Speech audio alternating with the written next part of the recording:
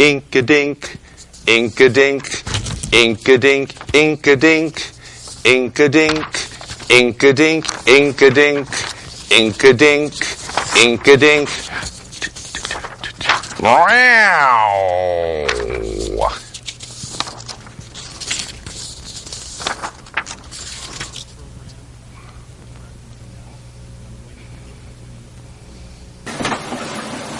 And a blessed Sunday morning to you. Welcome to Basil BuddhaCat Presents. And I have with us this morning, I don't know if she's good for an interview, but yeah.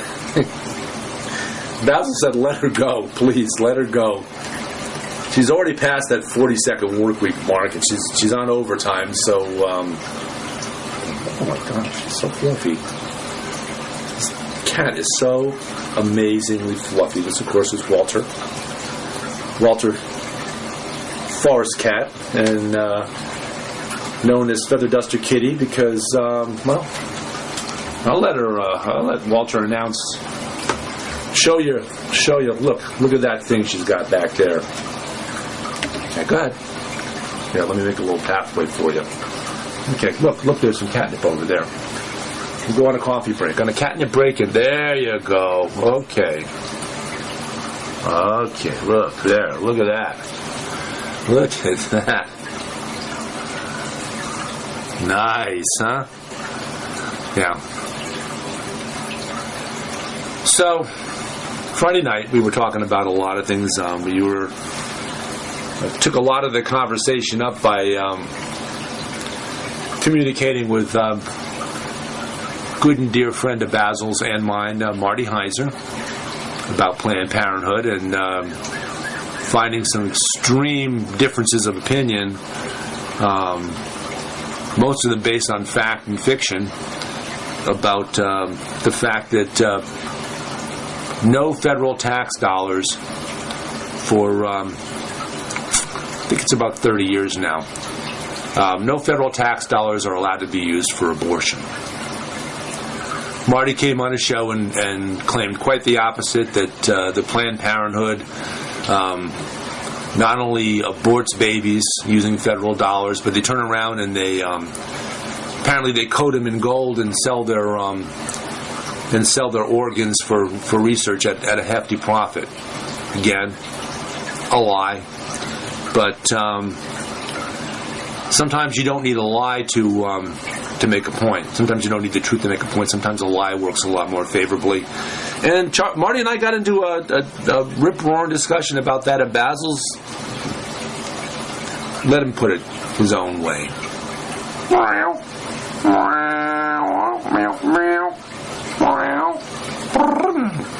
So first of all,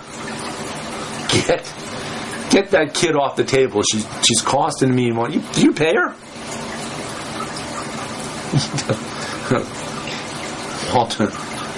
Walter chimed in no.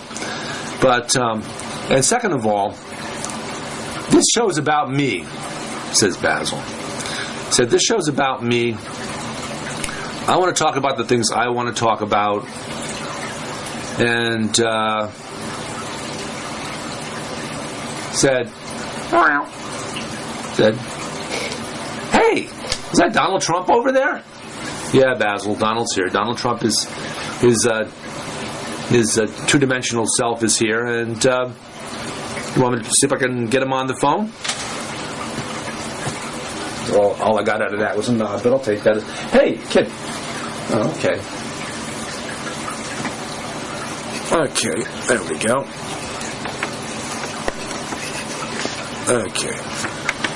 Okay, well, a little droopiness there from the droopy man. Okay, hold on.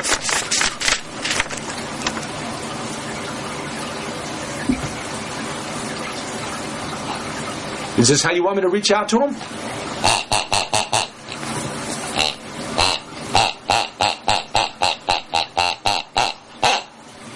Okay.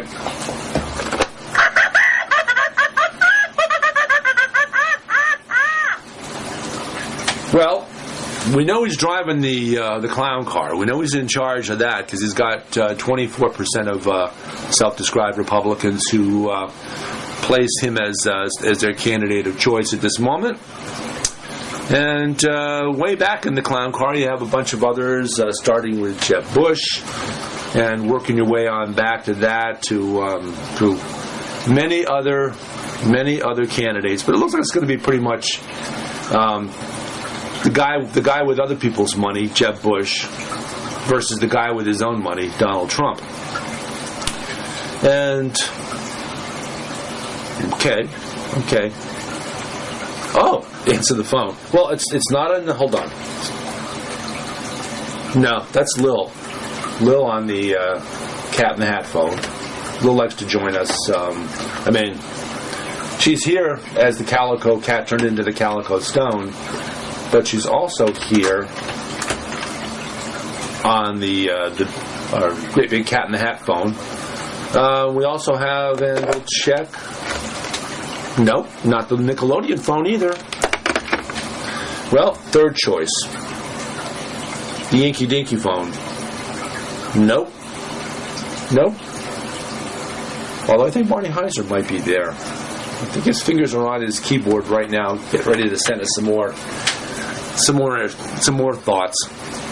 So it's not this phone, not this phone, not this phone. Oh, it's the micro-inky-dinky-phone, which is right at the end of... No, it's not at the end of my pinky anymore. It's not this finger, and it's not this finger. It's not the thumb, not the end of my index finger.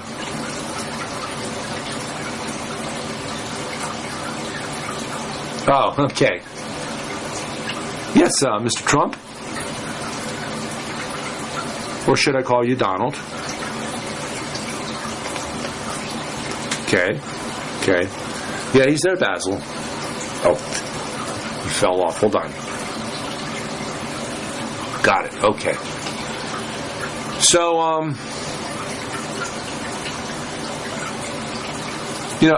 well, he's calling us because he knows we've made fun of Megyn Kelly on occasion because she said some pretty insane things, and he figures that if she's going to say make some wild statements, then maybe she's his kind of a gal. Okay. Yep. But he was a little upset with her. And he told her so right there at the debate in Cleveland. He told her that she apparently had blood coming out of her eyes and blood coming out of wherever. That was his word, wherever. And I guess because he forgot, he claimed afterwards that the reason why he said wherever is he forgot what the nose is. He forgot the word nose apparently. So he said wherever. And he really had no intent to imply that she was being harsh on him or asking him tough questions because she was menstruating. And well, there you go. Apparently it's all just a misunderstanding. So, did you come back and explain? At least give the explanation that if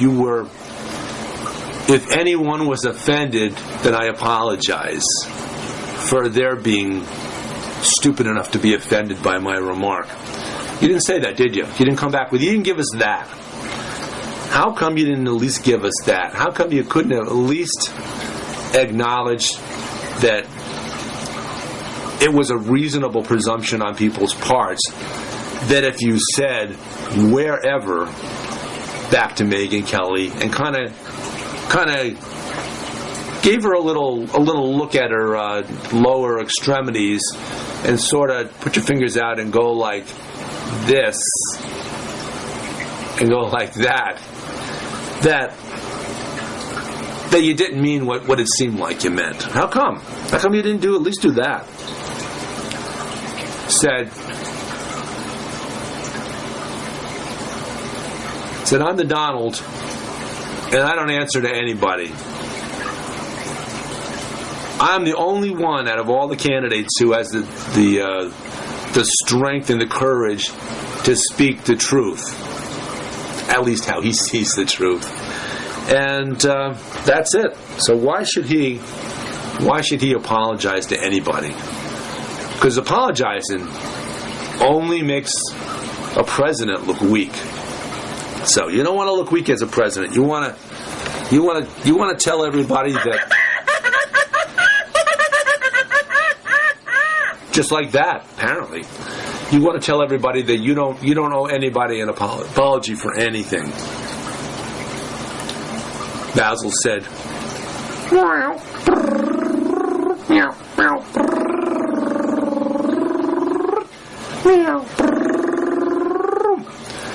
said, like I was talking about with when you were carrying on your conversation with Marty Heiser, I told you, don't be surprised that if you lie down with a dog, you're going to get back up and be covered with fleas. So Basil apparently is not going to get into that discussion with Donald Trump. Basil's quite certain that Trump meant what he said what he meant, and that elephant is lunatic 100%. Okay. Do you want to get back on to talking about the candidates that you like the best in the race? And those, of course, would be Basil's big three, by the way, and my big three are, first of all, Bernie Sanders.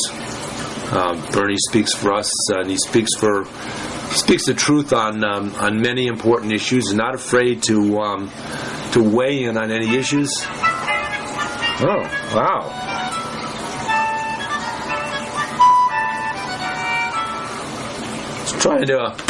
Donald Trump is trying to serenade us. He's trying to make us. He's trying to give us his French cafe version of "Don't Worry, Be Happy." So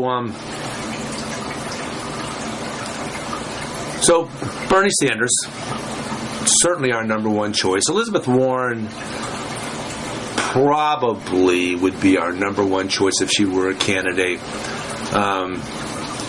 Again, a very vocal supporter of Americans that actually work for a living instead of letting their money do the work for them while they're out on a yacht, and having their money peel money away from real working Americans. And after that, Jim Webb, ex-Secretary of the Navy, Vietnam veteran, a little on the conservative side for Basil and I, but certainly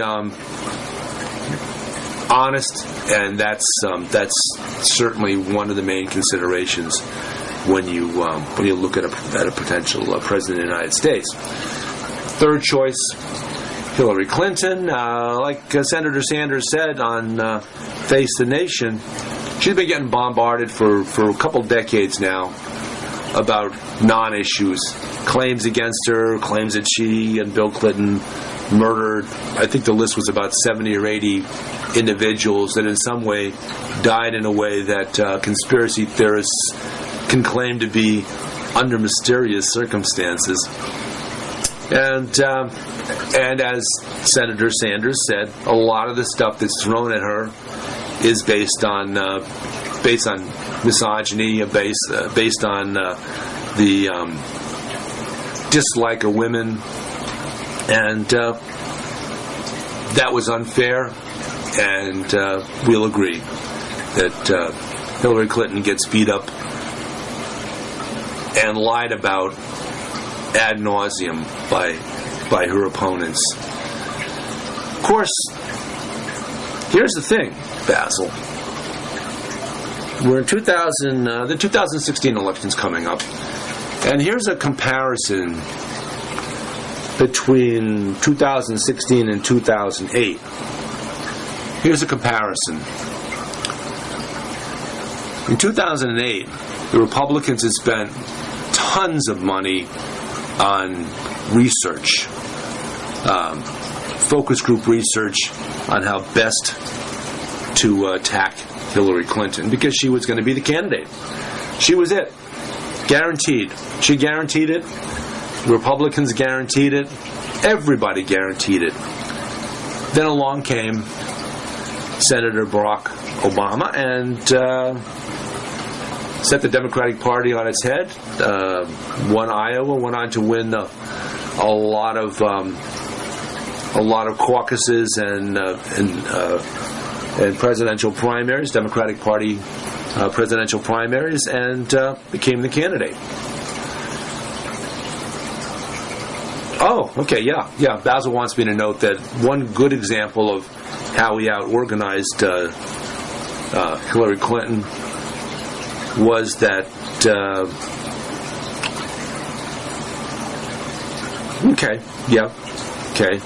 was that in Texas you had a primary and you also had a caucus, and the caucus came after the primary, and in the primary Senator Clinton gathered more votes than so Senator Clinton gathered more votes than Senator Obama. Okay. Then the caucus came along, and through the skills of his campaign in out-organizing her at the caucus. Now, the caucus, you have party loyalists come together. They have to be registered voters in the party.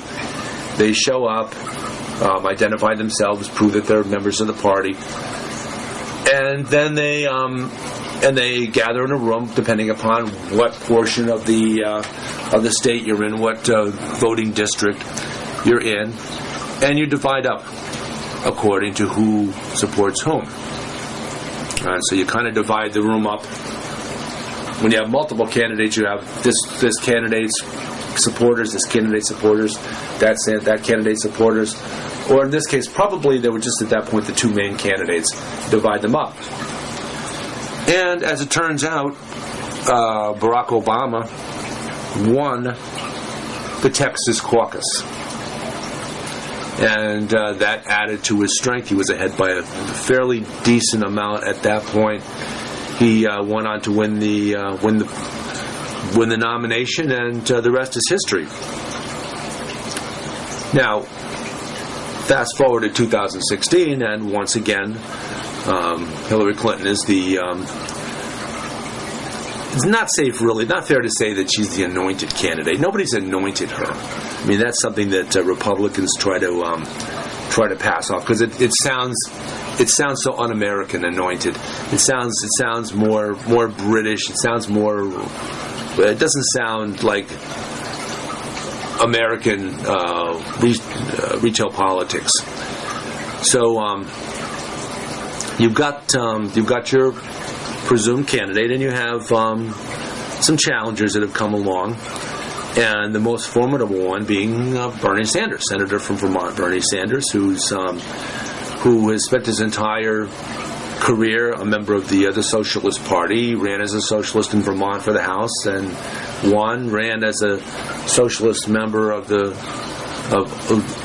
ran for the Senate, the Senate seat in Vermont, one of the two Senate seats, as a socialist, and won. And recognizes that he's not going to be successful running for president if he's not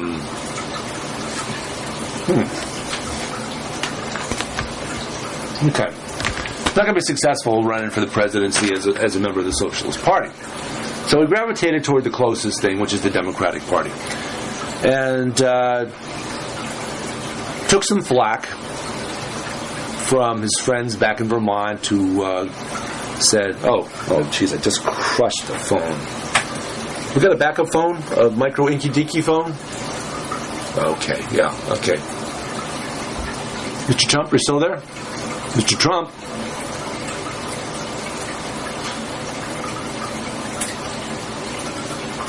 I hear women screaming in the background. It sounds like women. So I think he's probably proving how dedicated he is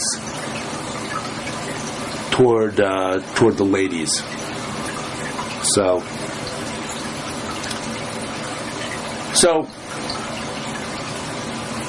Senator Sanders migrated to the Democratic Party in order to run for president. Became not a purist socialist instantaneously, and some of his friends peeled away and said, "Look, you're not. Either you are or you aren't. You can't be both, and we don't like you, and all our support for you is gone." Of course, now when time comes when we all get into the voting booth, if he's the candidate, if we all get in the voting booth to vote for president, I'm sure they'll all come back. But that's presumption, and that's based on not knowing because we don't know. Because we don't know. We can't predict. Nobody knows who voted for whom unless they come out and say it. And even then you can't be 100% sure that they voted for whom they say they voted for. So there's a lot of secrecy, and that's the way it should be in the voting booth.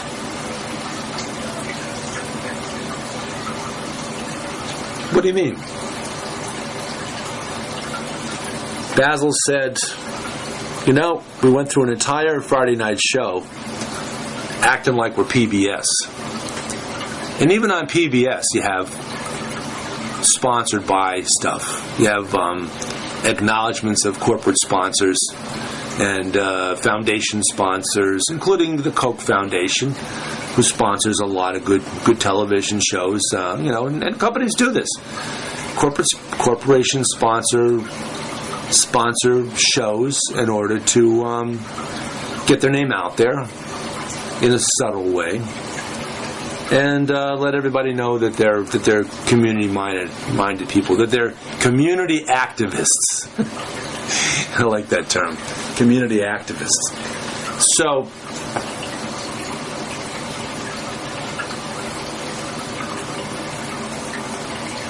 what do you mean? Basil says that I'm helping him out by sending an ever not so subtle secret message to Donald Trump wherever he is. Well, he's not up in the hammock with Bill Murray, and Bill's up there. Stephen Colbert's up there. He hasn't started his show then, not until September 8th, when he takes over for David Letterman. So Stephen Colbert's up there, and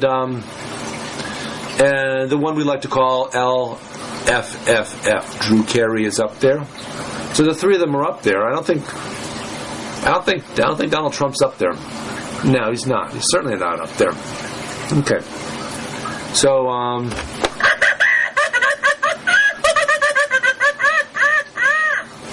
hey, that time okay, hold on. No. That time it's the inky-dinky-phone. Hello? Basil BuddhaCat presents. This is David Stevenson, Basil's co-host, interpreter, and chief gopher. How may I help you? It's Basil. It's Rick Santorum. Okay. He says as soon as the weather's appropriate, he's going to go back to the cardigan sweaters. He likes those. He likes those pullovers. He'll go back to them, and he'll regain his popularity, and he'll be the candidate.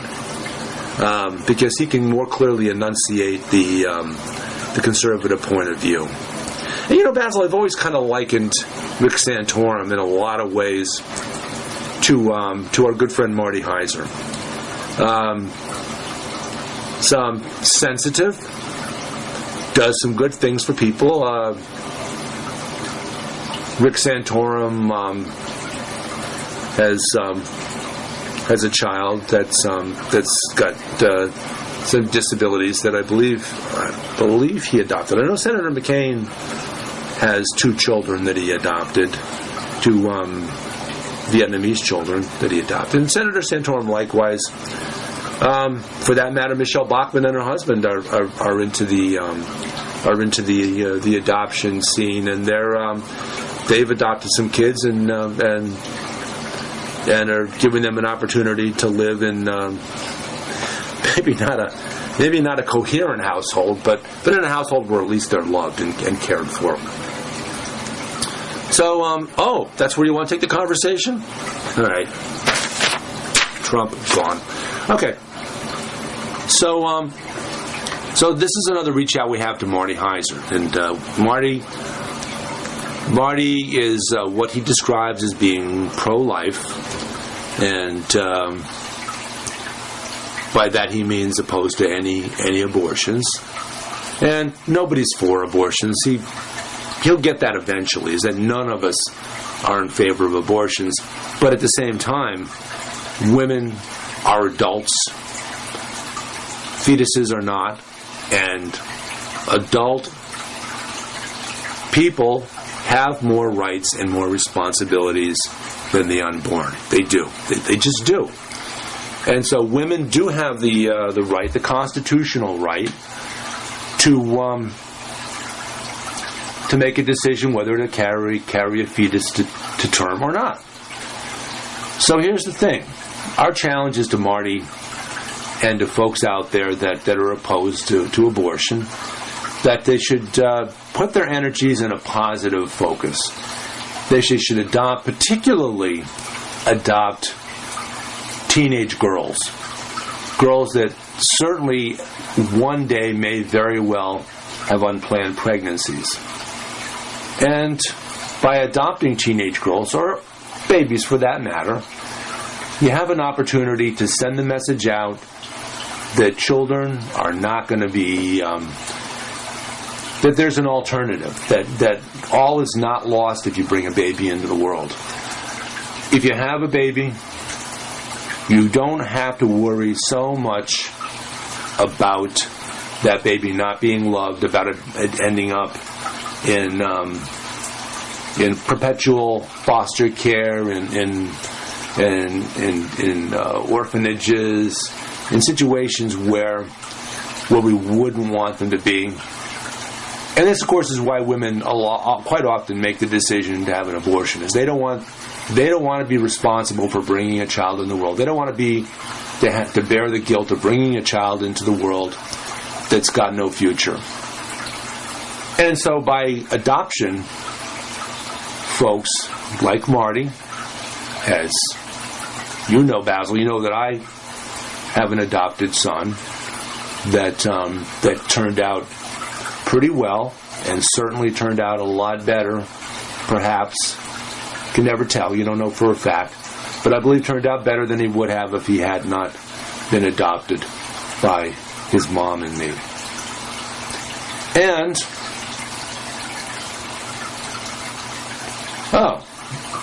Basil says, the cha-ching business I was talking about, he says the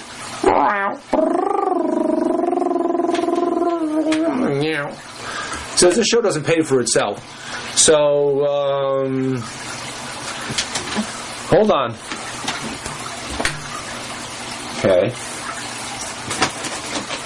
Okay.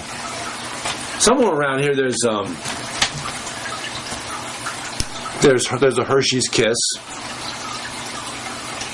And of course, Basil's candy of choice. And why do we know that? Because, all you have to do is look in this letter pad and you'll know that Hershey's chocolate is definitely his favorite candy.